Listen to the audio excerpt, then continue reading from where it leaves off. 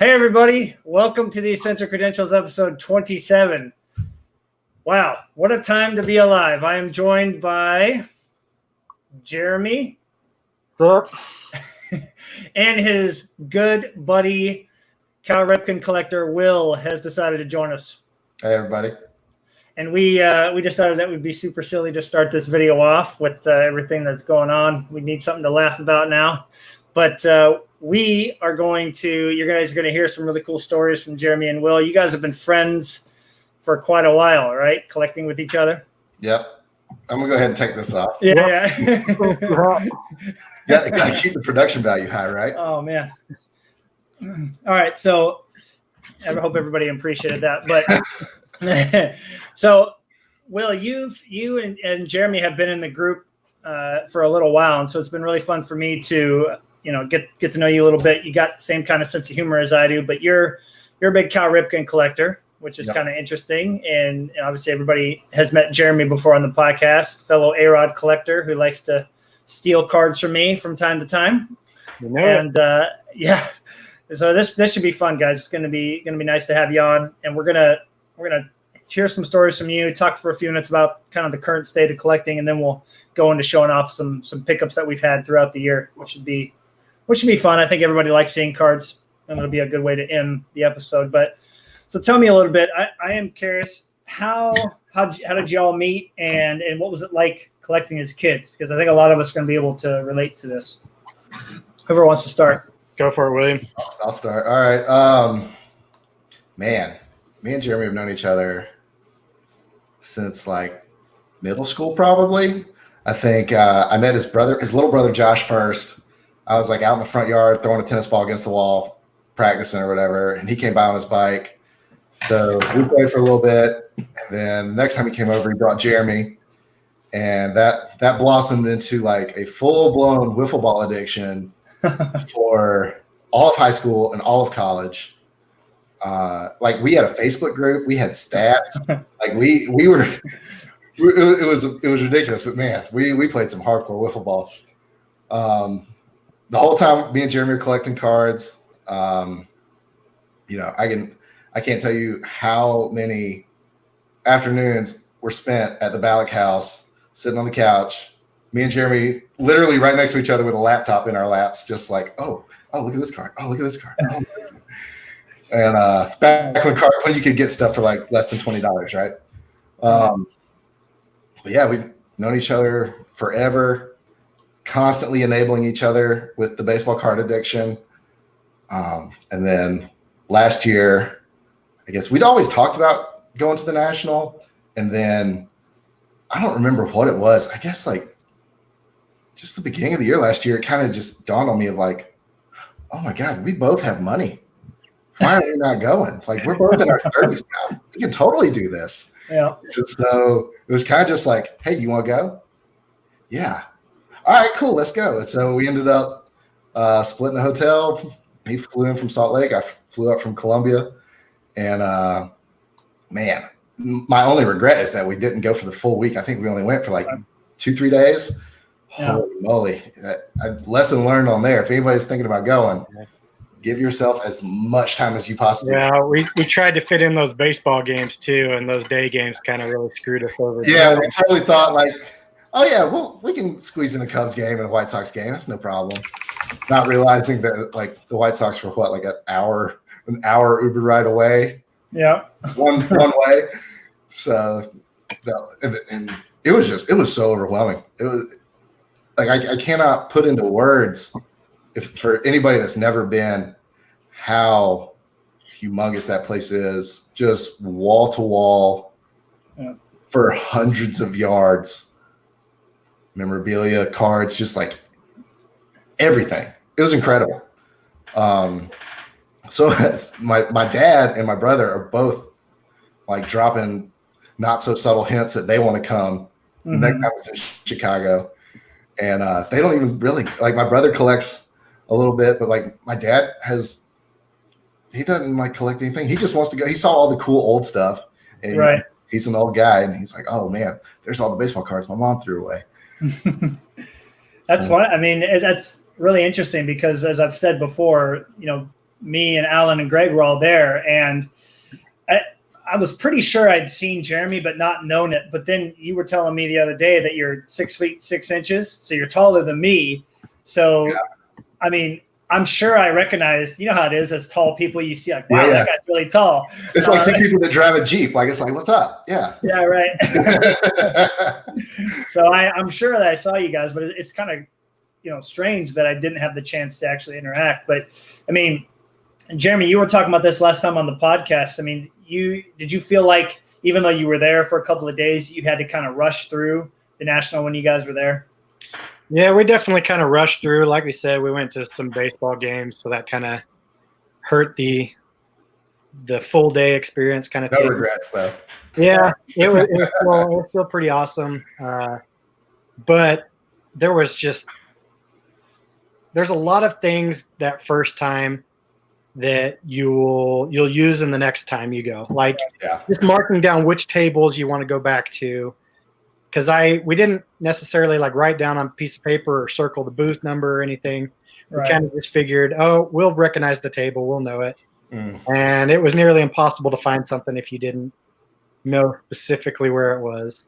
So, I mean, yeah, it was a lot of fun, great experience, but you got to be better prepared than we were, at least. I'm definitely thinking it was so funny, like how many times like we would split up because we realized like, dude, we're not going to cover everything. So we split up, and it was like, all right, if you see something, text me or call me or flag me down. Yeah. I'd see something, and I'd look, I'd be like, all right, okay, there's Jeremy.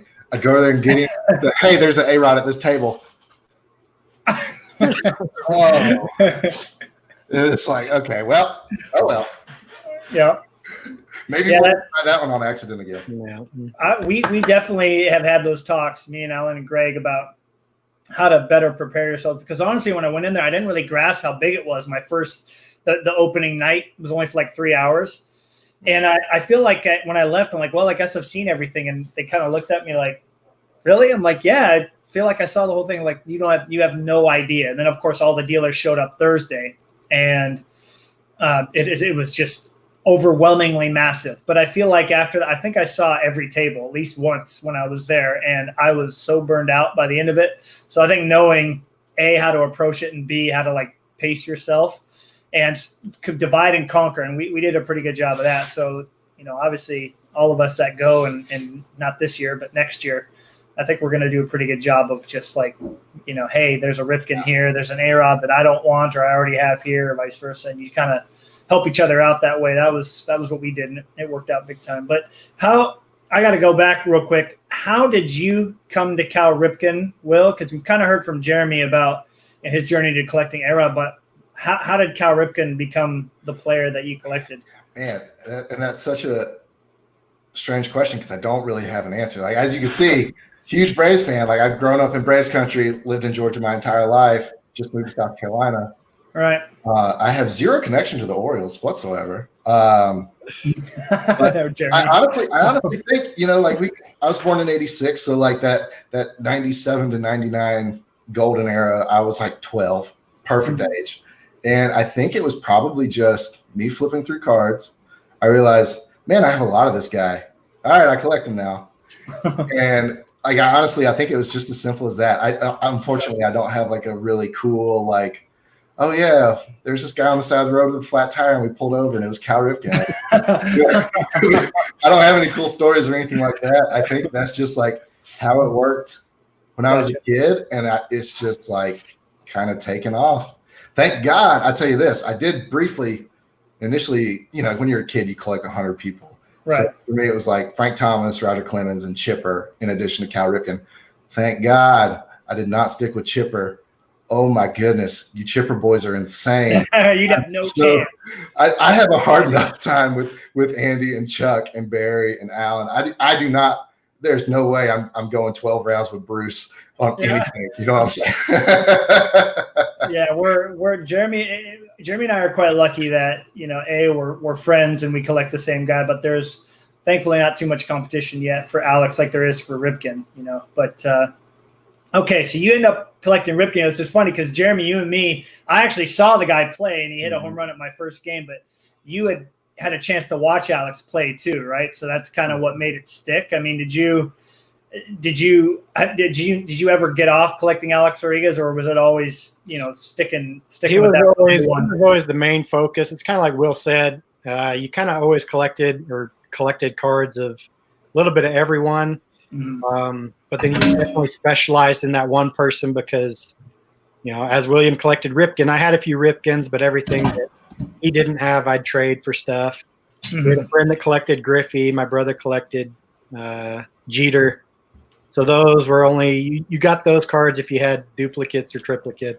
Yeah. Everything Right. else went to the other person. So Right. that's kind of how it specializes that way a little bit, I guess. But Well, and even cooler that you guys had the chance to trade and collect with each other right there and then. I mean, when you were talking about the computers, I did that briefly with a buddy right before he moved to Sitka, and he was a big Griffey guy. I obviously liked A-Rod, so we were always on eBay, like looking for the best deals and like, hey, did you see this? Did you see this? And Yahoo Auctions, as Greg brings up all the time, Yahoo Auctions was where it was at because you could score cards for really cheap there because people, weren't there like they were eBay. But I have to ask, are there any fun or particular stories from your collecting days that you feel like the viewers would like to hear? And Will's smiling, so I already know which one you're going to start with. You have to start with that one. Okay, let's hear it.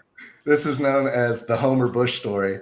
Those of you who don't know who Homer Bush is, you're probably, that's a normal thing to think is who is Homer Bush, because I think he played about 30 games probably, but he was a rookie for the Yankees.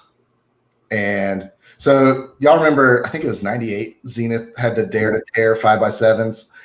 And so our local card shop in Statesboro was a Hobbytown USA.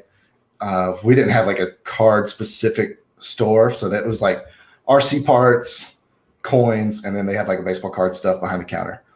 And so we went there one summer and his brother Josh bought a few packs of the Dare to Tear Zeniths.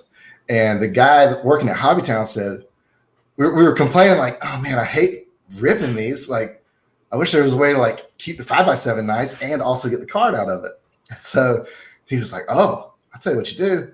And he pulled out his pocket knife and he was like, if you have a sharp instrument, you can like slit the back of the card and pull the card out. And then you still got the good 5x7. And we were like, oh man, this is awesome. And, so we go back to the house. We're playing wiffle ball, and who was it? Was it a Jeter 5x7, Jared? There's Josh's Jeter. Yeah. So Josh, who collected Derek Jeter, pulled Jeter 5x7, and of course we're all being jerks and peer pressuring him. Well, Josh, what's in it? And he's like, no, I'm not tearing this. It's like, no, you just not gonna know. What are you gonna do? And so we eventually talked him into it, and I remember. We got like the raggediest like box cutter, something that my dad had. We were at my house, and man, we butchered the heck out of the back of the card. Oh my gosh. It was like the paper was like splitting and tearing. It wasn't like a clean, like surgical slit. It was just like the worst butcher job. So Josh was like, oh man, he was kind of bummed that he like mangled his 5x7. He pulled it out and it was a Homer Bush rookie card.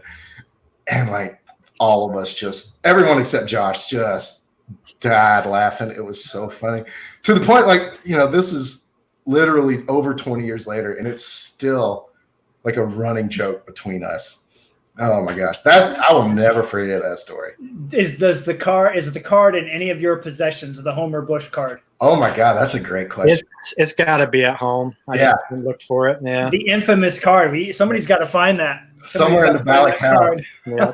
It's definitely there somewhere. I just gotta go home one day and try to find it. If that and the mangled Jeter could be put in the same picture in the group, that would be perfect. I don't know how I've never thought about that, but that 100% needs to happen.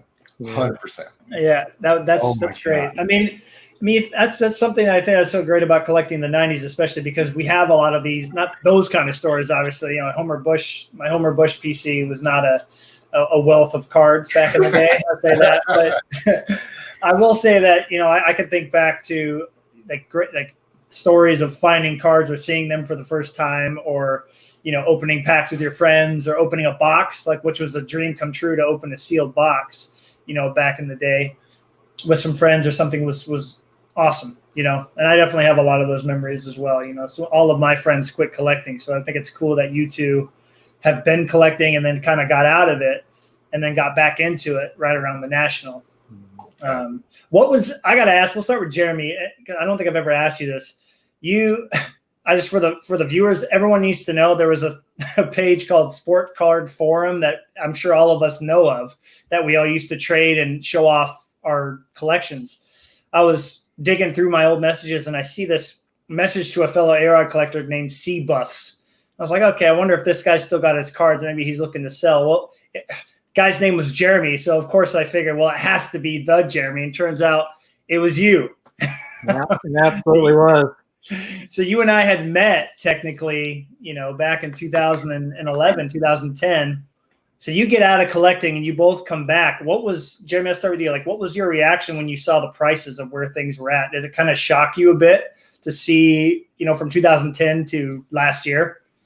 A bit, yeah, especially because I kept track of eBay auctions. Even I think I stopped around 2011, but then I still kind of recorded eBay auctions from 2012 through about 2015 or so. Mm-hmm. And everything was still relatively cheap. And then when I kind of got back into it about 2 years ago, I kind of started looking at eBay auctions again. And then a fellow A-Rod collector had kind of started hitting me up, asking about certain cards, which I ended up selling. And then I started seeing the prices creep up. And so I kind of decided to get back into it a little bit more. Mm-hmm. And yeah, that's basically what happened. The prices started creeping up a bit, and then last summer, yeah, they kind of started to explode a little bit. And all it takes is one or two people. Yeah, man. Basically, yeah. Found the group, and that's when it seemed to start exploding a little bit more. But right. Well, what about you, Will? I mean, were you pretty shocked by the prices, or had you been following them like Jeremy? You know, like were you kind of keeping up with the Ripkins over the years? Yeah, I was kind of like in and out. Like, you know, I graduated college in 2009, and so like I kind of just like got focused on work, and I'd occasionally check eBay, but you know, I wasn't. If I'd known what I know now, absolutely, I would have been buying every freaking thing I saw. Oh man! But yeah, just kind of here and there, I'd check, wouldn't see anything. Okay, and then I'd forget about it for 6 months. Yeah. But I mean, I'm disappointed the prices are so high, obviously, as we all are. But, you know, I think back, all of us born in the mid-'80s, we're all between 30 and 40 now. Yeah. So we're all like fairly established professionally. All of us probably have a little extra spending money. And, you know, for whatever reason, we all had something that kind of sparked, like, you know, maybe you find your old box of cards in your childhood closet when you go home to visit the parents or something. Yeah. And then you jokers just started buying everything up. It's really making me mad. It wasn't me.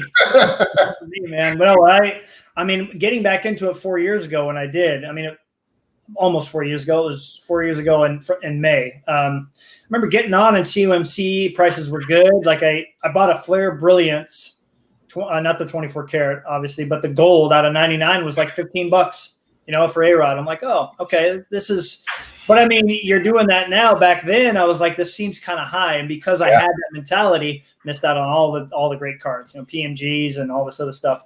And I had no clue. I mean, I feel like you guys, especially Jeremy, because he already knew about most of those cards. I mean, Will, when you were getting back in, did you have to do a lot of learning throughout the process of picking cards up? Because you must have been like me, like no clue how rare anything is. Yeah, I cringe at the thought of what I let go by me back in the day, not knowing what it was. And yeah, I'm sure there's somebody's got a PMG for $6 back in the day that I should have got, you know? Right. Like I can tell you in this case right here, I've got like a 99 SPX Radiance that I know I got less than $20. Mm-hmm. And you know, they're listed on, they're not selling on eBay right now, but there's one listed for like $200. And it's crazy to me. It's crazy. Yeah. It's great. That's the one thing about this group and the National. The National was an amazing experience, but at the same time, it was just like, mainline baseball cards right into my veins. I'm never going to get addicted to this now. Like, that was the worst thing that could have happened and the best thing that could have happened. And then this group is amazing because y'all post so much stuff that I don't even know existed or was as rare as it was. And like all the, what I really appreciate are the people like Bruce just posted this morning about the fake chipper buyback that's up right now. Right. Like, that's amazing. Everybody should know that. And the fake serial numbers, like I have learned so much in the 9 months since the national, 8-9 months. It's incredible. I feel like I've got like a baseball card college education almost in the last 9 months. It's amazing. Right. It's I know. amazing. I should do a class like, you know, what we're going to call it, like EDU 523 or something, you know, Yeah, like collecting baseball cards for serious collectors. I don't know. For big baller collectors, right? Yeah, there's some guys that can teach some graduate level classes for sure. I believe. I mean, I could get Rodney on here and I could just sit here and just listen to him and even have Professor Vallejo just go through the whole 90s timeline and hit with all that. Like his Crusade explanation was just, I sat and listened almost the whole episode. It was amazing. But I mean, Jeremy, do you feel too that even though when you were gone, you were kind of keeping up with things and I remember you knew a lot of the 90s stuff. Do you feel like the group has definitely enhanced your overall knowledge of what's out there for A-Rod? Yeah, for sure. I was definitely aware of a lot of kind of the stuff, rare, oddball, unnumbered stuff that had limited print runs. But then even coming back, there's a lot that I've learned just in, like Will said, in the last 9 months since the national, just the crazy other weird things and random print runs and people calculating print runs that weren't known back then. So you kind of have an idea of some of those things. Like I think specifically the Score Premier, 97 Score Premier team. I always knew, sorry, that's just the one that came to mind. Yeah, that's a good one. Screw you. No, I'm kidding. That's a good one though. You're right. I had no idea. The ones that you always knew were kind of rare. Never quite knew how rare, but then when I got back into it and found Baseball Cardpedia, they went through and kind of calculated out. There's 150-ish, less than 150 copies of that supposedly. So just kind of stuff like that. I mean, I always knew about the limited exposure star factor was around 50 copies or 40 copies and that kind of stuff. The Epics moment emeralds were 30-ish. But then coming back, there's all kinds of other cards in that same vein that have similar stories, similar print runs, but I had never heard of before until this group. So I think the Donruss Collections comes to mind for me. I mean, those, you see them on eBay and you say, oh, that's a really nice shiny card. And I remember seeing the 1 out of 40 when I first got back into collecting. And I was like, what is this? Yeah. And it sold for like $50, which I'm thinking, oh my gosh, it was the one where A-Rod's hitting and the Donruss Preferred Prize Collections. But it was just, I didn't know. I think we all can agree. There's just so many of those that came and went, like a Z team or Z Gold from Zenith. I still have yet to get one of those out of 100, and they never show up. And I was like, well, why is this card out of 100 only $15, but this one is 80? Like, what am I not seeing here? And I think the group has definitely answered that for me. With the Crusades, especially, because I'm thinking, well, this is out of 250, the green. Like, why? What's the big hoo-ha here? It's just out of 250. Not understanding what's the word I'm looking for? The following that those cards have that drives the price up, AKA mirror, red, gold, and blue, and so forth. But yeah, the group has definitely allowed me to understand what a fair market value is. And there's a wealth of knowledge in that group, man. We are our own Baseball Cardpedia. You throw a card up and you're like, what's the deal with this card right here? And you have 20 people that'll tell you exactly what it should go for. It's crazy. Yeah, the wealth of knowledge is incredible, man, for sure. Huge shout out to Baseball Cardpedia. Oh my gosh. I was talking with Jeremy earlier this week about 97 and 98 Leaf. And you got all the different Z's and Y's and oh my God, a dozen different variations of everything, and they're all the different print runs. And it's like, how else would you know about that? Right. I don't know how on earth anybody else could figure anything out about that without using that website. Yeah, I have no clue. I really have no clue. It's been a godsend to me. I met the guy who made the site, and of course Rodney helped add to it over the years. It was really interesting. Met the guy, and he's sitting there going through a dollar box, and he's pulling out these like 50-cent inserts, and he's got this huge checklist. Like, what are you doing, man? He goes, I'm just finishing these off. I mean, he had like pages of like Circa Boss, Circa Ultra or Super Boss, Circa Fast Track with the grass on it. He was pulling all those out. I'm like, hey, my name's Matt. I do a podcast. He's like, oh yeah, I'm so and so. I made baseballcardpda.com. I'm like, hold on, what?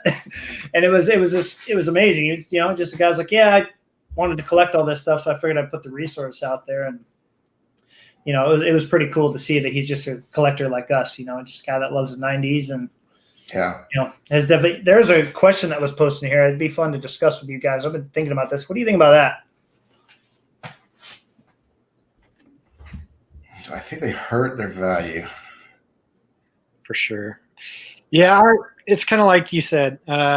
If certain cards actually had a serial number, say out of 30, like even say the Epic's Moment Emerald, if that actually had a serial number out of 30 and was serial numbered, that would go for a lot more. You wouldn't have as many of those options where I think you picked yours up for like $20 or something because I got lucky with a steal on that. Yeah. But yeah, you're right. Someone listed it and maybe they say in the title, out of 30, but if it actually was serially numbered and you could see that, I think that was at least double in value.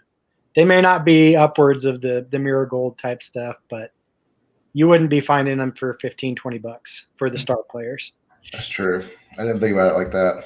Yeah.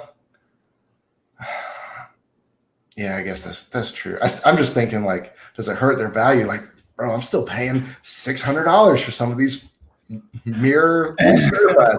How much more valuable could they be? But yeah, I guess there are, I guess it depends on your collecting style too. Like if you're one of those people who are like, if you're looking to try and get a print run or, however your style is, right. Some people put more value on that serial number. Yeah. Yeah. That's a good question. I'd never thought about that before, but yeah, I guess it would. Think about the holographics, Jeremy. Yeah. I mean, I'm sorry to bring up a sore spot. You'll get one eventually, but I feel like that card is the ultimate example because they sell really, really well. They're 1 out of 1,500 packs. They're impossible to find. Although we did see one get pulled in that 90s group of ours, the Breaker group. But if that card had a serial number out of 50 even, which seems high, or 25 or 40, I feel like they would all the value of cards would be increased 25%, some of those rare ones, maybe even more. But I don't know. That's just me, because again, we hear that these things have a stated print run, and then these collectors pull out more than that of their player, and you're like, okay, hold on, like what's going on here? And so I think the serial number is a way to, it puts it literally, no pun intended, puts the stamp that this card is legit and there's not more than these that are made. I would almost want to flip that question around and say, why? Like, okay, so you have the Emerald Epics. Why not? Why did they choose not? If you're only printing 30 copies, why wouldn't you serially number it? I would love to get an answer about their logic behind that. Mm-hmm. Or the prize collections, for instance, or the Star Factor, or all those.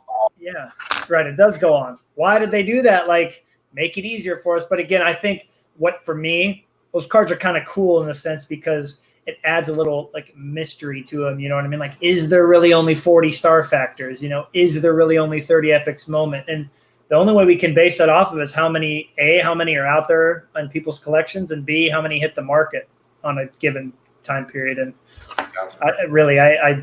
there's so many factors. It's a great question though, isn't it? It's fun to think about. That is a really good question. This guy, Classic Cards, had this to say, which I think is a really good point. And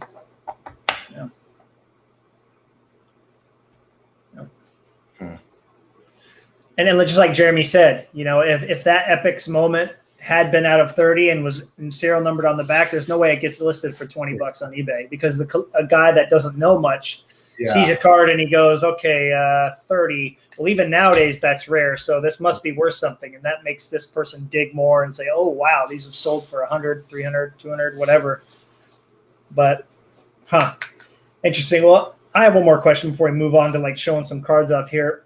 What has been what's been one of the coolest things that you've kind of learned or found out since getting back into it? Will, we'll start with you. Like, since you've been getting into collecting, especially the 90s heavily, Ripken's got tons of stuff all the way till now, which you must be happy about. But I was going to say that's one thing. It's like I am blown away by the guys in the group who collect Joe Schmo that was like the backup second baseman for the Royals in '96, and he played 18 games, and he has, like the guys who have these less than a star player collections that are insane. Like you guys, and they like the Kenny Lofton stuff that's been posted lately. I forget that guy's name, but oh my gosh, he has posted some insane stuff. Yeah, and so like it's awesome that I'm fortunate that 12-year-old me was smart enough and lucky enough to. Probably more lucky than smart to pick a player who just happens to sign a zillion autographs, is in every set, turned out to be a Hall of Famer. Like I got very fortunate, but I guess the flip side of that is like, I got to compete with these other dudes in the group, but they're nice enough. But most of them are nice, right? But yeah, that's the stuff that blows me away is also the sets that Cal isn't in. That I'm so focused on him that like a lot of the stuff that he's not in, I don't know about. So like there's a bunch of cards that get posted where I think, oh my gosh, that's awesome. I've never seen one of those before. Right. That's what I enjoy, is not necessarily like the super rare stuff of big players, but like the super rare stuff of lesser known players is even more interesting to me. Right. I've noticed that too. There's a lot of things, kind of like Will was talking about, in terms of A-Rod not being in certain sets or whatnot. Seeing cards from those that are just awesome. Yeah. And at the same time, wishing A-Rod was in that set and kind of bemoaning that he isn't in that set, but then being able to appreciate those. I picked up a Nomar. I think it's the Meteoric Rise refractors. I saw people posting those, and then I had to pick up a Nomar because it was someone that I kind of liked. But I just wanted to see what those cards look like because they looked pretty awesome. They're not super rare, I don't think, but A-Rod isn't in that set, so I had to pick one up to see what it was like.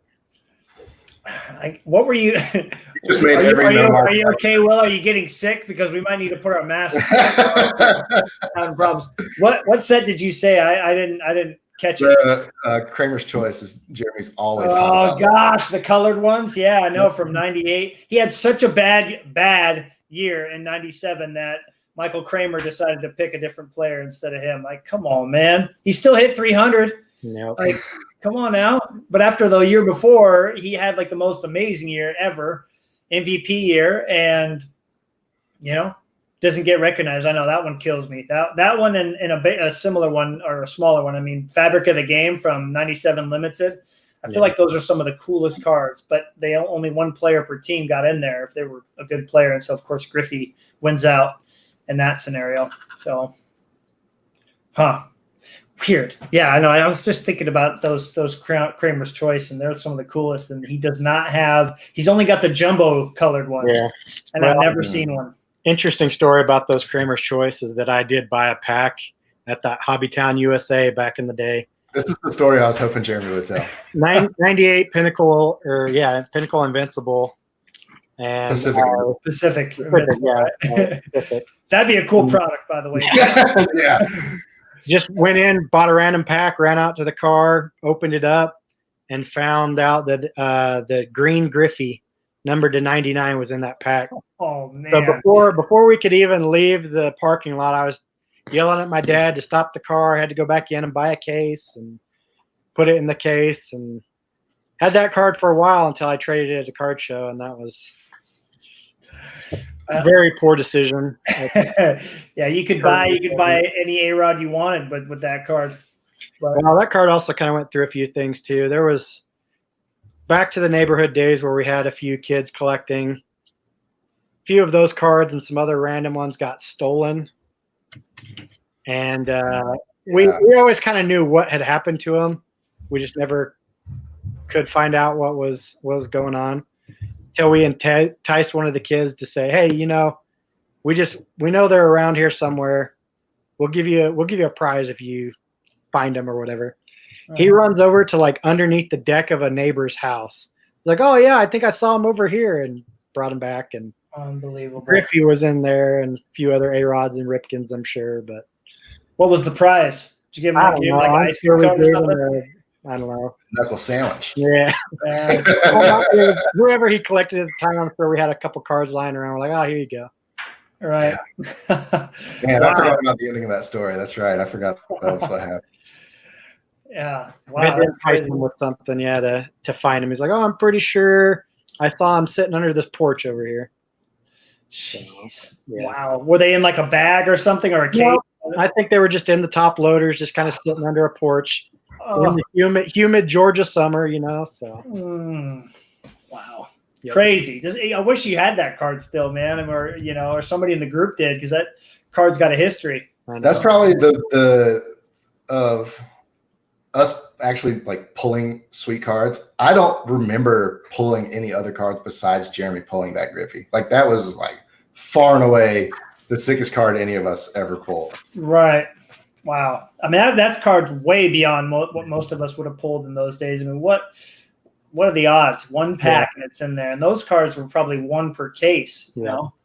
So, and then the runner up to anything that I pulled during that time period, I remember I got a blaster box of Topps Tech one year, the 99. Oh, yeah. For my birthday, woke up, had a blaster box of Topps Tech, opened it up, and the one of the A-Rod Golds, numbered to 10, was on his freaking birthday. Oh my god! Did you lose it? Did he like get up and start like running around, or? I don't think William. I think it was just my parents at the time, but yeah, I'm sure it was kind of crazy. You must have done a Brant and just been like, cool card, and then like move on. I hope he watches this. I've been waiting to do that. But you still have, that's the gold you have, right? I still have that one. Yep, I know exactly which one that is. I've got two others, but I know for sure which one that is. That is awesome, dude. That's awesome that you still have it. I mean, do you have any Ripkins, Will, that you originally got back when you guys were collecting as kids? Man, I'm trying to think. Do I have any? I can't think of any off the top of my head. I'm sure there are some if I flip through here. The most recent one I pulled, there's a card store up in Charlotte about an hour away, and I posted about a couple of months ago. The guy just has like boxes and boxes of just loose packs, and from all 90s stuff. And so I bought this Joker out of Flair. He had like 97, 98 Flair, bought everything he had. EX, bought everything he had. And then he had a few packs of the Fleer Brilliance, and I pulled a blue Ripken. Because I was with my brother, and I was like, man, I don't care what it is. Like base card, if I pull a Ripken card I don't have, this is a win. Yep. And I saw that blue, and I pulled it out. I was like, oh my gosh, it was awesome. It was great. I was like, oh yeah, that's that feeling that just it just keeps you, buying packs. Yeah. You get that little taste, and then you just can't stop. Yeah. I know that happened with us too. We went in on a box of, I think it was like 2008 Triple Threads. Oh man. We kind of always wanted to, pick up a box, but we didn't really want to buy a box ourselves. So we bought. At the time they came in, one box had two like half packs or whatever. So we bought a box. It came in. We opened it up at your mom's like frame shop. Yep. And then he opened up his pack and got nothing that I can remember. And of course, I opened up mine and got one of the A-Rod, jersey cards out of it. And I think I pulled if this is the right year, because I think I did buy one other box of Triple Threads. It might have been like 2009 or 10. But I do have, it's like a Ted Williams, David Ortiz, and maybe Manny, like number 9 triple relic. No, yeah. That's cool. That's cool. That might have been what I pulled in my mini box. I Yeah. can't remember if that was from that break or not. But yeah, I forgot about that. That was fun. I was like, we finally had a little bit of money, like broke college kids.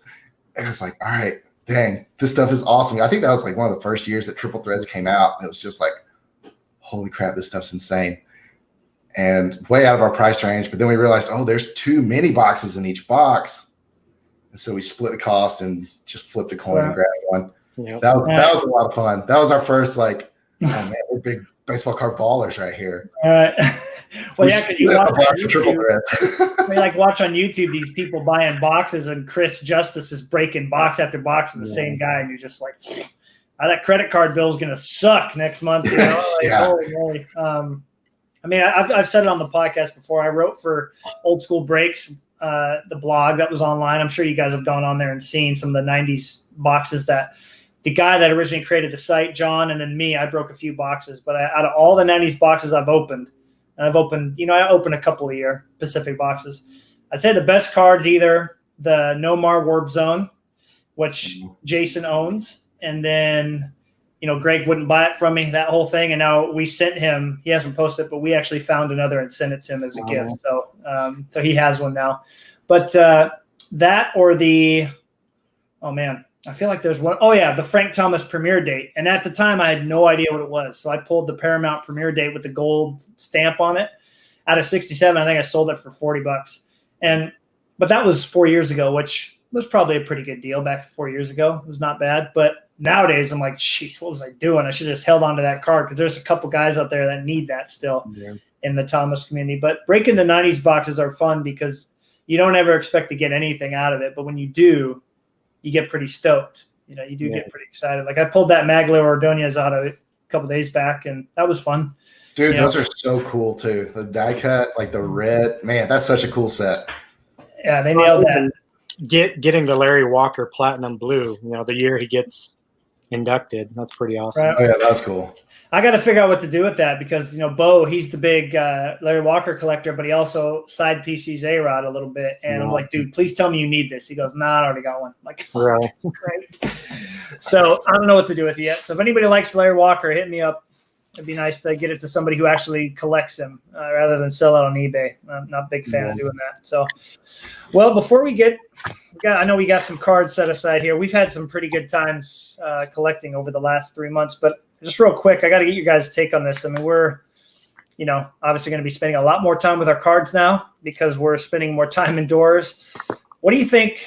Just give me a hot take. What do you think this is going to do to the 90s market, especially? What are your feelings on it?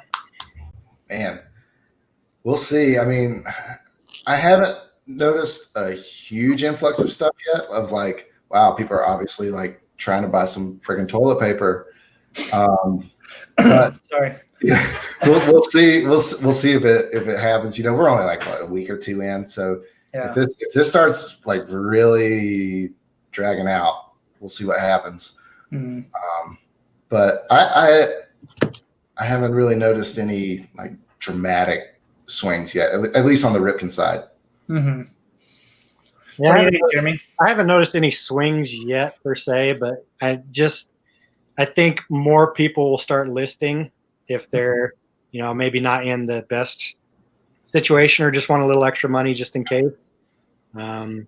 So I think it could be good for people who are looking to buy. Maybe not the best time to sell, but that's always kind of the one thing. If it's a good time to sell, it's not a great time to buy. But if it's a good time to buy, it's not the time you should be selling off your collection. So the bottom line is, if none of these other big guys from the group aren't hurting, it's still going to be a bloodbath for those cards. They might show up more, but that just means we're going to spend up more money fighting each other for them. Yeah. And then also, you've got everyone sitting at home, so everyone's going to be seeing the cards. Mm-hmm. Instead of maybe they're at work, they forget or something. So you could board people with some money and time to kill, and they just want to buy some stuff up. That's true. I will say this for A-Rod. I mean, Jeremy and I'm the guy that usually sees it first. I will say that. You're welcome, Jeremy. But I mean, you're noticing it too, Jeremy. I'm seeing more A-Rods posted that are in the rarer category, the 100 or less category, because A-Rod's been dried up. we've all noticed it as A-Rod collectors. But then Andy Burkett, he always said, hey, look what I got today. Hey, look what I got on eBay today. I'm like, dude, these cards never show up of A-Rod. Like the upper deck die cuts out of 100, the anything numbered out of 50 from SPX or less, or any of that kind of stuff, any of the mirrors, all that stuff seems to be showing up of Ripken and Jeter and Griffey, of course, and all Frank Thomas and all these guys. But A-Rod's the market has been very dry. So I think for us, we're going to have a pretty good idea about more showing up. I mean, I don't want to say I'm on the podcast, but Jeremy knows what I'm talking about. A couple out of 100 showed up that haven't showed up in a long time. So you're going to start, like you're saying, well, I think in about a month, you're going to start seeing a lot more. And I mean, do you guys think the value of the cards themselves will go down, or do you think they're going to hold pretty steady depending on how long this goes out for? I mean, the scarcity of them isn't changing. Right. Yeah, that's a good question. I mean, the value might be slightly suppressed, but like once this is over, it'll pick right back up to where it was. You might get a couple. I'm hoping to get maybe one or two, like, white whale, check it off the bucket list. Sweet, got this for cheaper than I planned on spending. But I'm not expecting just like a fire sale. Yeah. All right. As much as I would like. Very well. Exactly. What do you think, Jeremy? You think the market's going to stay pretty good for our player, or do you think it's going to drop? I think it'll stay pretty consistent. I think it'll drop a little bit, but kind of once things get a little bit more stable and whatnot, it'll kind of go back to where it is, I believe. Right. Well, it should be interesting to see, because there's, like that, a certain seller on our Facebook group, he had some great deals on cards. You and I both got in on that, some sooner than others, but I mean, there's going to be people like that. So I think, again, what makes the group so awesome is all the tagging that I'm seeing, oh, here's this card, better tag this guy, Christian collects him, or Will, here's a Ripken, better tag Will, and maybe Andy, and just watch the bloodbath go on between the two of them. Get the popcorn ready. But I think that's been great about the group. A lot of people have been posting cards for sale, and everybody's tagging each other and trying to help each other get the cards that they're looking for. And so, what are your guys's? What is a goal that you have for this time? Now that you're going to be spending more time at home, any collection goals that you have? Are you going to organize? Are you going to get a display? What's the plan? I am definitely very very much so a curator of my collection. So I've always had like the Sentry boxes, like the fireproof, waterproof boxes that I keep my stuff in. And in the past, I've always just, get it in the mail. Okay, it came in this top loader, boop, and it just stick it in the box. So my boxes were just kind of ugly, I guess. I don't know. Once I got in the group and I really just got carried away with myself, I was like, man, these aren't getting the respect they deserve. And so I've slowly been, I've got both my boxes sitting right here. I'm looking at them. I've slowly been buying one touches and just transferring everything into a one touch. And then everything into a one touch, even the ones that are already in a one touch, because they're usually scratched up from being next to each other and just rubbing in the boxes. So I'm taking those out, putting them in a new one touch, and then putting that in a team bag. So the one touch stays nice, because holy crap, one touches are so expensive. Yeah. But I think it'll give it a nicer, more it'll give it a nicer, more uniform, like, I don't want to use the word professional, but we got to see the box now, dude. Let's see. Come on. Come on. You forgot to introduce him by his title too. Yeah. I know. Oh man, that's next time. So you can see. You can see it better in this box. So this box is more.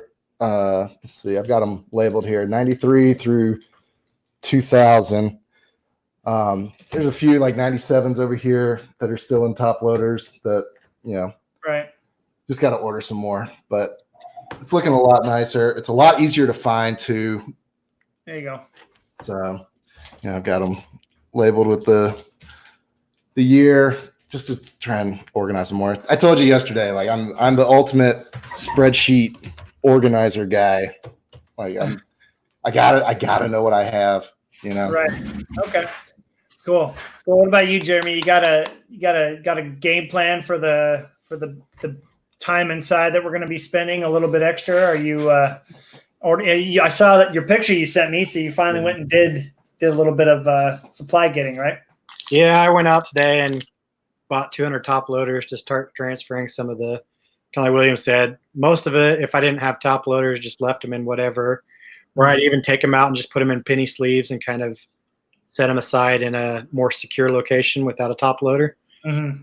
And so I went out and bought a bunch of those, and I'll be transferring all that kind of stuff over into new top loaders, penny sleeves, and then I bought a bunch of the Superior Fit sleeves to put the top loaders in. So that is my game plan as well. I need more top loaders because I don't know about you. I mean, I think we're all there now. When I get a card in and it comes in like a nasty scratch top loader or something, or with tape, people that use tape on the top, just use painter's tape, please. Anybody that's watching, don't use packing tape, for Pete's sakes. It's just it ruins the top loader. But I immediately just take that out, even if it's got like one scratch, and throw it, save it for shipping cards, and put them in new ones. So I need some more perfect fits, or what are they called now? Superior fits. Superior fit. So those are awesome. So I need to do that with the rest of mine and then get mine in my spreadsheet as well. So got a little bit already. Once I finish these, I've probably got like maybe 30 or 40 left. I'm moving on to my non-Ripken box of just like random inserts that I have. And, some of those top loaders are like, oh my gosh, like, did this come straight from the Marlboro factory? Like, why is this top loader so yellow? So I've been buying fresh top loaders. And who's the guy that does the Radicard stuff? Patrick. Bought some of the perfect fit team bags for the top loaders. Ooh, those things are nice. Shout out Patrick. I love how we have different companies. We've literally just mentioned the same podcast. Patrick, you can be a sponsor, Patrick. We'd love to only use those from now on. Just throwing it out there. But I made the post the other week about what the heck do y'all do with your old disgusting top loaders, guys? I've got it's like a boot shoebox. So it's not like a regular tennis shoebox. It's a boot shoebox with a regular shoebox on top of it, full of like scratched up top loaders, one touches, card savers. If anybody wants any, holla at your boy. I will send them to you. I would love to get rid of them because I don't. People are like, if you're shipping stuff, but I don't like sell a lot of stuff. I'm mostly buying, so they're literally just taking up space in my closet. I'd love to get rid of some. Well, I just bought them.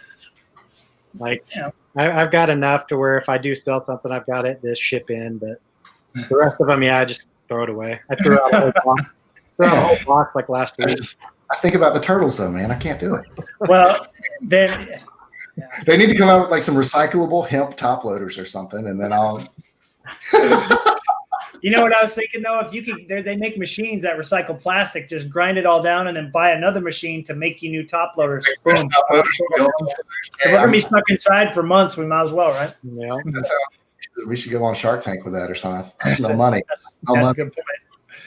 All right, let's end this. We always end with showing off a few pickups, but because we got a little bit extra time, let's show off a few. Just start throwing them out there. Let's see some cool cards we've picked up since 2020 what a year it's been so far. Holy moly. But it's been a good year of collecting for me, I would say, and I think for both of you. So we'll just kind of go back and forth and show off a card. If you have a story about where you got it, cool. If not, we'll tell you how awesome it is and go to the next one. Oh, I actually did think of one that I pulled personally. Y'all go ahead and install, and I'll find it. All right, Jimmy, go ahead and go for it. I went to the LCS this morning to kind of grab some supplies, like I said, and then I saw this in one of the display cases. Oh, sweet. So, man. All right. Hang on, is it the gold one or the bronze one? Which it's one is the bronze one, but it had been on the podcast, so I'd actually added it to my cart last night on COMC, and I was about to buy it, but I saw it in the case, and I was like, I have to grab it now. So the podcast definitely with Gene definitely made me go pick up about 4 or 5 cards that I like. I'll get this later. I'll get this later. I was like, it's time to get them for sure. That's a good one, man. Gosh, do I have a Flair one that I can show? How about a Pacific one? These are always fun. I I've been going after all the platinum blues, and I was able to find the 98 Paramount platinum blue. Oh, come on now. There we go. So Dude, again, those never pop up for me. I never see any of those. and again, I've said this multiple times. The pack odds are the same on these as the ones that are numbered out of 67. So pretty sure I would go out on a limb and say there's less than 67 of these in existence. But that was a nice deal that I got on that one. I offered low, and he said okay. So was happy about that. What about you, Will? Did you find the one that you pulled? Yeah. Let me high production quality here. Spin it around. Oh, he's going to the box. Look at you. If I can get this set up right. Boom. Oh my goodness. All right. So I remember pulling this guy. This is the 99 Topps Gallery private issue. Oh, Out of 250. I remember I had this one in my just like my base notebook of a zillion cards.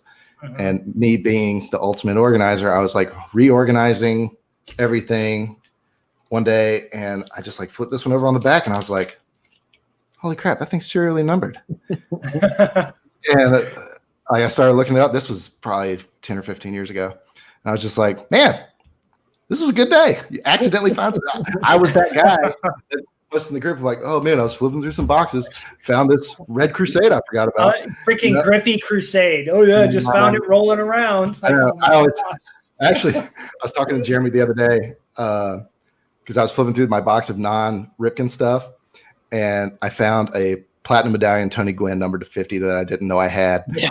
And I sent Jared a text, and I was like, well, I'm the person I hate the most. That's true. That's true. There's another one I picked up recently, the platinum medallion. 90. Those are out of 99. Yep. Oh man, Jeremy, I haven't seen the A-Rod pop up since I've been back into collecting in 4 years. I haven't seen that one for a while either. Let's see. One more that I picked up recently that's not super rare, but man, this thing is sweet looking. Oh yeah. 95 Pinnacle White Hot. Oh my gosh. The foil on this thing is insane. Looks amazing. Yeah, they're beautiful. Another set I wish A-Rod was in. Yep. I know. Oh yeah. I was like, man, I feel like Jeremy yelled at me for picking something up that A-Rod wasn't in lately, and that's what it was. That was it. It was, yeah. What about you, Jeremy? What else? What's another sweet card you've got? I got a couple that, of course, Matt's, he's the one that put me on, said they were listed. So got a couple artist proofs. Oh, sweet. I haven't seen that one yet. Terrible lighting, but that one. Got the 95. Love that one. Love that card. And then he turned me on to this one too, which I didn't really know a whole lot about until recently. So that's another one I've been looking at. Even with bad lighting, that thing looks insanely good. It's crazy to get a good picture of that one, but right. Those are pretty cool. And then kind of going along with that, I had finally found this one to complete my run for the 97s. That's the only one I need. I've almost completed it too. Those are so beautiful, man. Score nailed it that year. Yeah. They nailed it with those. They really did. Holy nailed it. Well, since we're going for a couple here, this goes into the best steal of 2020, I think, so far, and that's the freeze frame from Studio. No. Oh, I love those. Yeah, the guy or whoever listed it said it was at a 4,500, which technically it is. Oh, wow. But the first 500 are die cut, and I never see these pop up. I know. I'm still trying to track that one down. And it was $3. I think I remember my brother pulled the Randy Johnson when we were a kid, the die cut. Did he really? I think so. If he's in the chat, he'll correct me. But yeah, I'm pretty sure those are awesome. I love those. I'm a big Studio fan. Again, this is a card that I didn't really know about when I first got back, and I would see them sell for $15. I'm like, why? It's at a 4,500. What's going on? And of course, then you see why. But to go off of the Flair podcast, I had to show that I picked this up right at the beginning of the year, and that's the PSA 10 Flair rookie. Yeah. I know this isn't super expensive, but it was the only rookie other than the Flair update that I wanted in a 10. I just love these cards, and I know Will, you've got to probably have the base Ripken from this year, right? Yep. And the hot gloves insert, and he's in the teal jersey, man. You can't beat that. It's awesome. You can't go wrong with Flair from any year. That's one that I'm surprised has not been attempted to reboot or copy or anything like that. I'm sure there's some legal issues behind why that hasn't happened, but man, it was like just bangers every year. Yeah. Just awesome stuff. Flair is where it's at. What was that your biggest pickups so far this year, Will? Was that all you wanted to show off? I did enjoy the photo box. I can give you a couple more. Got a couple. Let's go, man. Let's see it. I'm gonna feel bad because I have 3 that are pretty sweet. So I don't want to be like the only guy showing off big cards. Well, I got 2 big ones. I bet you do. I'll go ahead and give a shout out to our boy in the group. Shout out Joe LaGreca. Picked up a couple from him. Not the biggest boys that he had listed because he had some monsters out there, but I'm Corona broke. I can't afford those things. But yeah. Diamond Producers, man. I didn't know these things were translucent. So when I pulled this thing out, that was just an added bonus for myself. This thing is awesome looking. And we noticed too, can you put that back up there, Will? Jeremy and I were talking about how it is faded a little bit more yellow than ours. Yeah. Jeremy, you have one of those as well, right? A Vayrod? Yeah, I do. Ours are very, very clear. So very clear, yeah. I've actually tried to buy the yellowed one because it's had more sunlight just because it's got like a gold tint to it. So I definitely, for once, am trying to pick up one that's got that, sun damage. Cool looking card, man. Joe, I'm gonna be hitting you up for a partial refund on eBay here in a minute. For Joe's sending me a hate mail right now. Don't kill the value of my card, man. He also got I got a rave reviews off of him too. Great card. Yeah, underrated shine on this one. This thing's pretty sweet. They sell for way too cheap. I don't really understand. It was a case hit, so I really don't know what happened to that insert. Really? Wow. Yeah, the 1 out of 288. I mean, they were tough pulls. The two I really wanted to show, what I consider my 2 biggest hits of this year are the Flair Legacies out of 99. Love that card. And then I also picked up this Legacy. Nice. Row 2. So, right? Yeah, Row 2. I love that our players have sunglasses in a lot of their pictures, man. It's so cool. Yeah, those are my big pickups so far of the year. Awesome, dude. Yeah, those are fantastic. Again, if you can't go wrong with Flair Legacies, I don't care who you collect, whether you collect Joe Randa, A-Rod, Ripken, Jose Canseco, doesn't matter. They're always, the photography is awesome. Shine is awesome. Yep. They're numbered. And when I went to that card shop in Charlotte that has like all the loose packs, I bought them out of all the Flair, and I pulled McGuire Flair Legacy out of 99 and lost my mind in the store. So I was just like, this could have been, Bobby Higginson. No offense, any Bobby Higginson super collectors in the chat. It was just like, because I think I say Bobby Higginson because I think I pulled about 5 of his in like the 3 packs I bought. I had 5 Bobby Higginsons. Right. But man, that McGuire was such an awesome hit. All right. Did you end up selling that to Eric, or who got that card? I've still got it. I can't part with it yet. I'm still living off that rush. Well, I know my buddy Tyler, who usually watches these. Tyler Mild, not Mild. He corrected me on that. He's a big Mac collector too. So if you ever end up parting with him, we got guys in the group that I'm sure would love it. But all right, Jeremy, I'm going to let you go next, so I can get over my jealousy fast. Going with the Joe LaGreca, I had to show this one off again because you picked that one up. I've wanted to track one of these down forever, and then he pulled this out of a box this year, and I had to get it. I just had to get it. So I've also had pretty good luck in groups this year, so I picked this one up pretty recently. Yep. Sweet. Love that one. Love that card. And then I finally was able to track one of these down. Shout out to Ian. Numbered to 100. It's the last SPX I needed under 100. So that came in recently. And then another one that Matt doesn't want me to show. So I'll just show it for now. He was complaining that he couldn't get to that one in time, but dude, he's got sunglasses on, man. I thought I had dibs on those. that was when I first looked at the car. I was like, oh, he's got sunglasses on. I wonder if Matt needs that one. I was like, well, I kind of need it too. So I'm gonna grab that. No, I mean, but that's the fun of collecting. You know what I mean? It was really funny for the viewers that don't know this. Jeremy and Will and I got on a video chat to game plan for this podcast, and I was still kind of bitter. I was like, man, some guy just picked this ad up from under my nose, didn't even say he was interested, and Jeremy had not said a thing. He goes, "Oh, you mean me?" And I couldn't believe it, man. You stink. Is that an on-card too? Is that an on-card auto? Technically, I think it's a sticker, right? No, I thought it was signed over the top, dude. Let's see it again. Yeah, I can't tell on these. I know some of these were like technically stickers. Oh, but it's like actually incorporated in the design. It wasn't like they signed. Oh, I see. It wasn't like they signed stickers and then just slapped them on. It was something hard to tell. Not gonna let us know.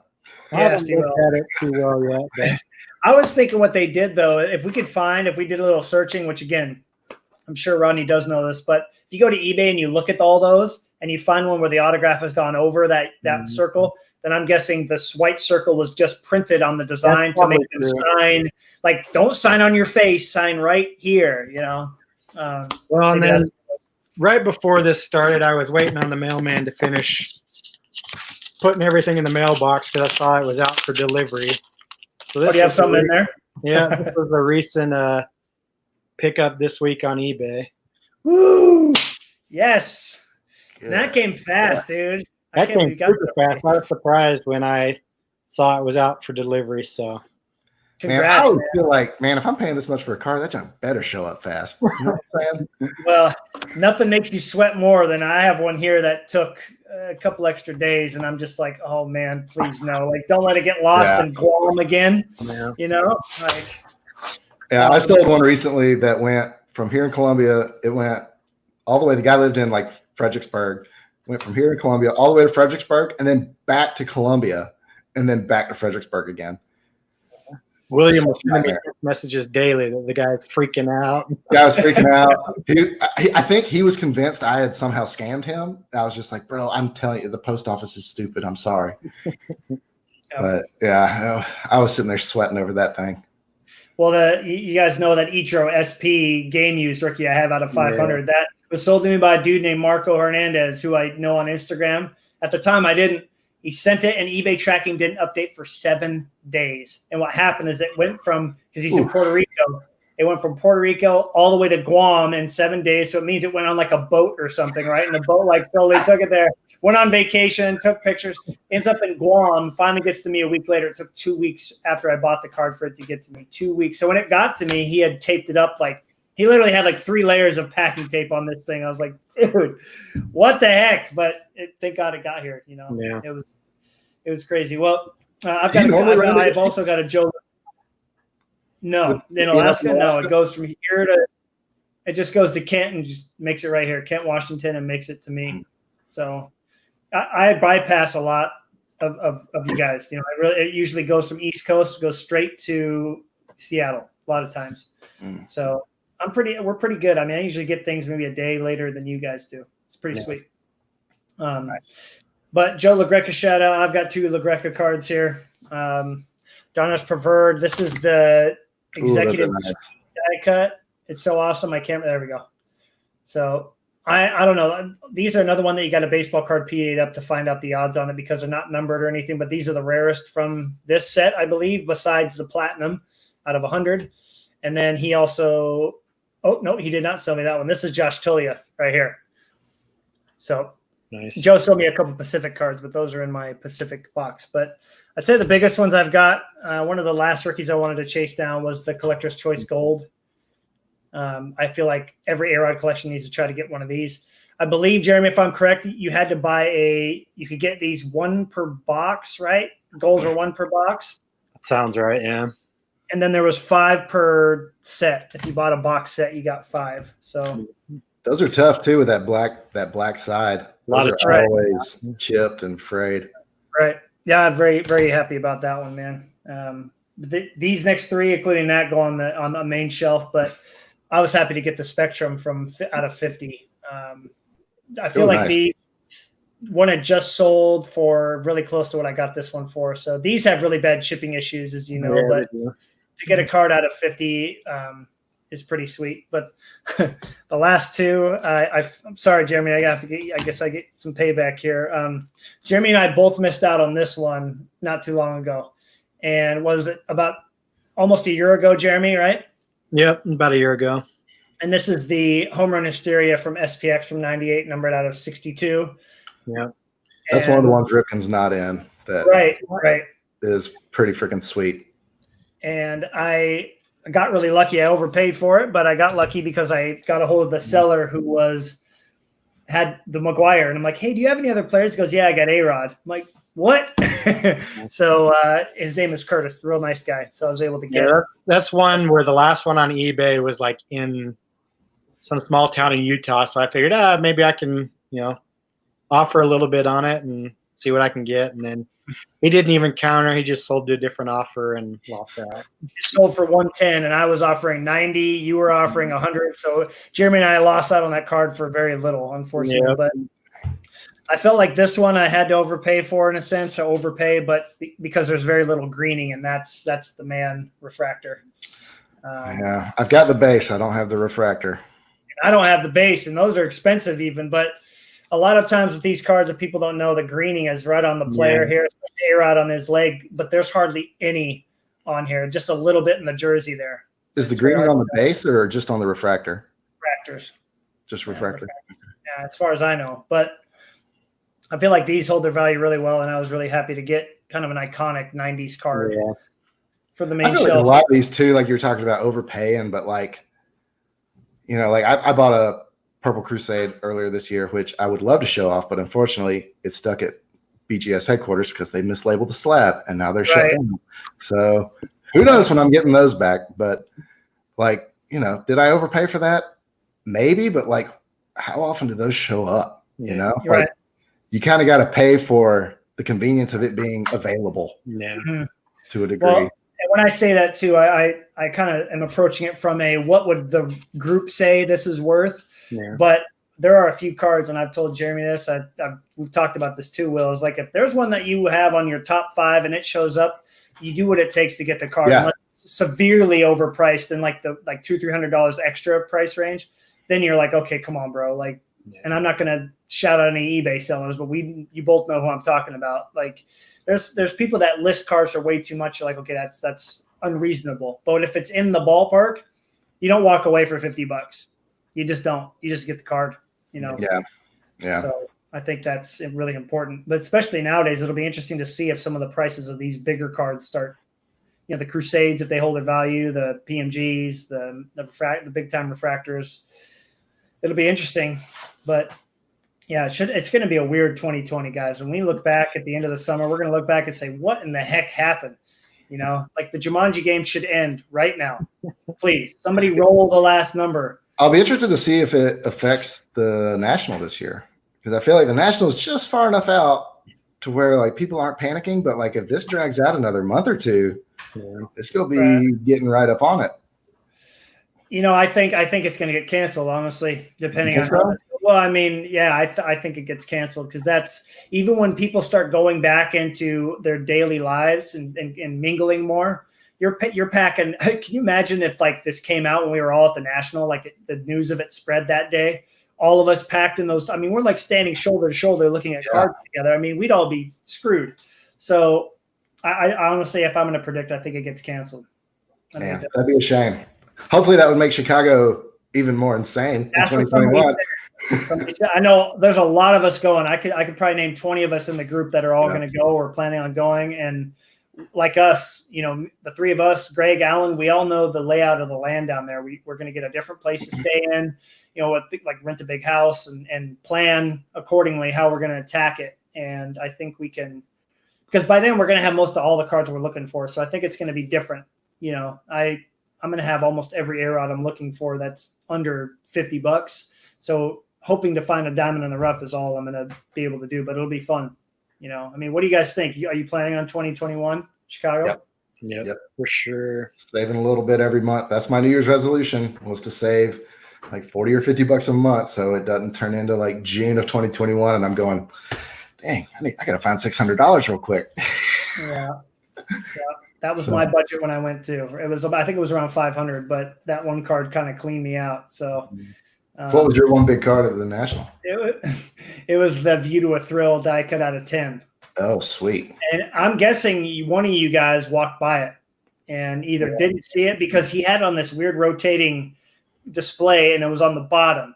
So, of course, he pulled not going to say the eBay seller, he pulled somebody's interested, let's move it to the top rack instead of the bottom rack, so more people saw it. And then I ended up making a pretty good deal for it, but it pretty much cleaned me out. So, worth it. Oh, yeah, I'm curious now that we got in the group. Shout out Morris Oz, who was in the group and had a table at the National and turned us on to the group. Man, I totally forgot my train of thought. It makes me wonder now that I know how many of y'all were there. Like 100% at some point or another, we stood next to each other flipping through a box. Oh yeah, yep. It'll be a lot of fun to meet everybody officially in 2021 and not be strangers. That'll be cool. Yeah, we had a really cool meetup. That was after the second night. We all went to a hotel just around the corner, up to a lounge area that had a bar, and we all ended up there. Nate, if you go to Nate's YouTube channel, he's got a live video from it. It was pretty cool. Cool. All the baseball card influencers. All from the Facebook group. It was, I think it was actually YouTube group, but now I think we're going to have enough of people from the Facebook group that we can do just a meetup with just us and have probably 30, 40 people. Oh yeah. Easy. It was great. No, it was so much fun. I mean, I had a blast there, and I can't wait for 2021, especially with the way that these cards are starting to become just a little more popular. I think that there was more at the National than I ever thought there would be. Like, you guys didn't dig through a lot of boxes, but I found some hidden gems with like a Nomar Gold Refractor, Nomar Emerald, it was just an Emerald Moments, but it wasn't the 1 out of 30. But there was some rare stuff floating around in there, and you just had to dig. Yeah, I found that A-Rod Road to 500 that was decently hard to find that I ended up selling. I got it for 50 cents and sold it for like $20. Jeremy already had it, but he kind of gave me the Iggy of like, hey, this one's kind of hard to find. So right. I took that one. That was my kind of like steal of the show, I guess. Jeremy, you were telling me a story about how Will helped you get a card there too, right? Yeah, there was a A-Rod Sweet Spot auto that I had always wanted. Back when it came out in 2004, they always sold for $200-$300.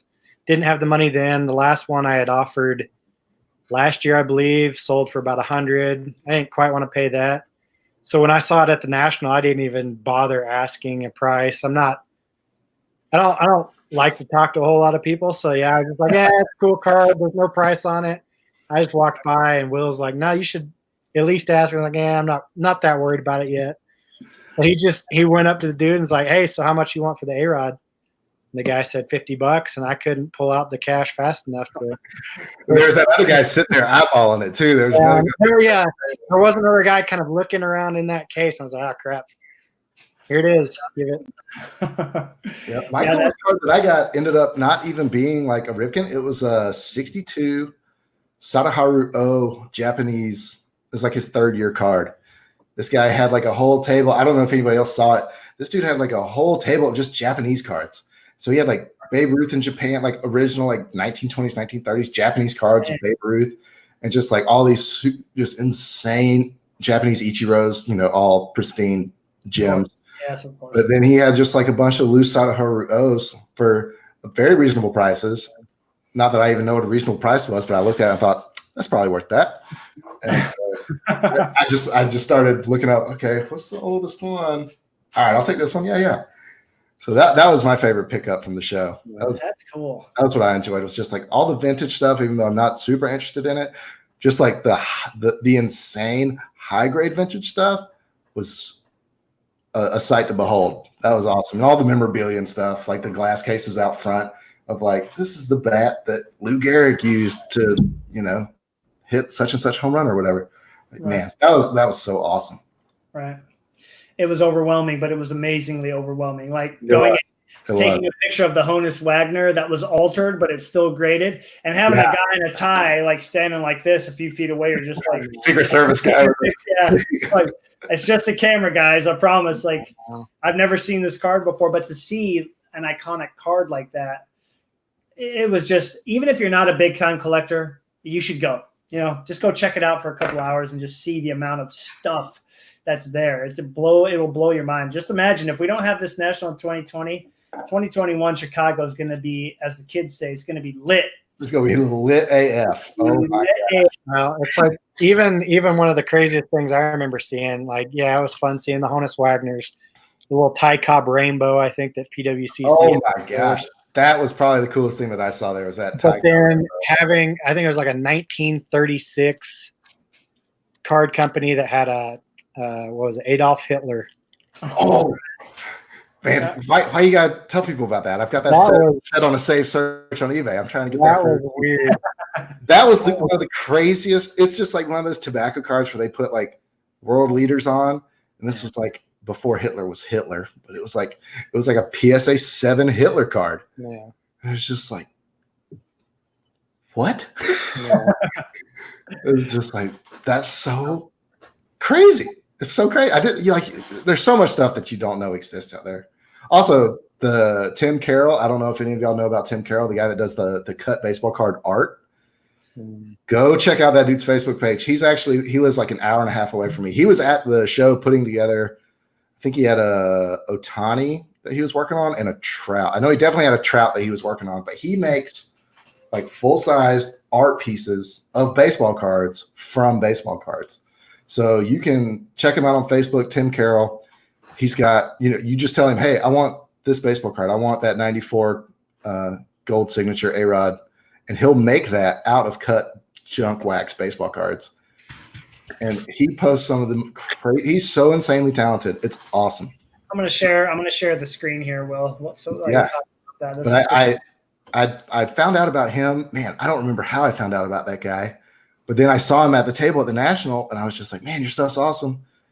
I was asking him where he's out of, and I was like, that's like an hour away from my house. Yeah, that's the one he was working on at the National. This is all from cut. How big are these things again? Like what's the size? 24 by 36, I think. Yeah, something like that. How is he getting some of that in there? That is amazing. I know. That is amazing. His Facebook page posts like close-ups and like work in progress and stuff. It's incredible. That is one of my bucket list things, is to buy something of his before I die. Wow. But yeah, he was super nice, and he was like, yeah, man, if you're ever near Conway, swing by. I'll show you in the garage. I was like, okay. So hopefully I can get around to that one day. That is cool, man. Thanks. I did not know about that. I'll go like his page. That's yeah, super he's cool. awesome. He's awesome. Yeah, and Ray agrees with you. With you. Awesome. Well, fellas, it was awesome. I appreciate you coming on the podcast, sharing some stories. Obviously, it's a bummer we didn't get to meet at the National, but it's awesome that we have a chance to do this. And for sure, talking about kind of the current state of the market. I'm really interested to see what that's going to do, and hopefully we can get a couple of our bucket list cards before 2020 ends. I'm sure all of us will. I really feel confident that a lot of us collectors are going to have that chance this year. Popularity of the 90s and then what's going on now. But hopefully we can have both of you back on again in the future. I think I have a great, as we were talking, I kind of had a great topic that came to my mind. So we'll have to do that. But thanks Jeremy. Thanks, Will. Appreciate the time. Thanks for sure. Anytime. Thanks for having me. Yeah, you're welcome. Well, to all the viewers, thanks for joining us live. And everybody stay safe. Wash your hands a bunch. Wash your hands. And be smart about social distancing. I mean, as card collectors, do you have a better excuse to sit down and be away from people and look at your cards? Organize your collections, do all those things, and have a good time doing it too. So until next time, we will see you guys later. Thanks, Matt. Yeah.